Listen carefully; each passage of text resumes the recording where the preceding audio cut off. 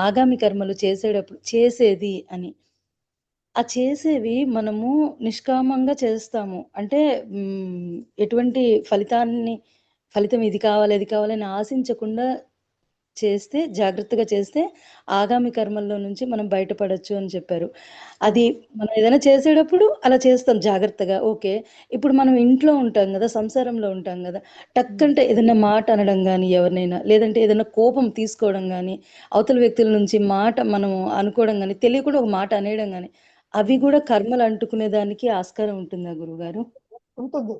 ఎందుకంటే అన్యాయంగా ఒకళ్ళని ఏదైనా అన్నాం అనుకోండి, అది కూడా మనకి బంధం. అవును. కొన్ని ఏదో సరదాగా ఉండేవి, ప్రతిరోజు చేసే నిత్య కర్మలు అవి మనకేం రావు. మనం ఏదో బ్రష్ చేసుకోవటమో, స్నానం చేయటమో, ఇట్లాంటివన్నీ లెక్కలోకి రావు. కానీ ఇతరులతో ఏదైనా వ్యవహారాలు జరిపేటప్పుడు కానీ, మనం ఏదైనా కొన్ని కర్మలు, పూజా పునస్కారాలు కానీ, ఏదైనా కర్మలు కానీ, ఇతరులను ఏదైనా బాధ పెట్టడం కానీ, లేకపోతే సంతోష పెట్టడం కానీ, ఇట్లాంటివన్నీ కూడా వాటి ఫలితాలు వస్తాయి.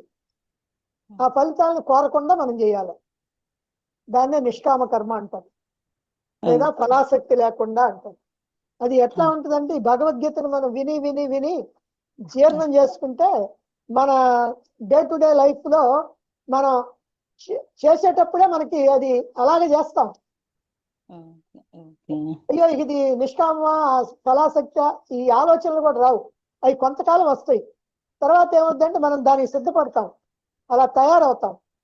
ఓహో, మనం ఇది ఏదో నేను ఇట్లా నా కర్తవ్యం నేను చేసేస్తా అంతే అనేటువంటి భావన వస్తుంది. ధన్యవాదాలు గురువు గారు. అది వచ్చేదాకా మనం కొంత కష్టపడాలి.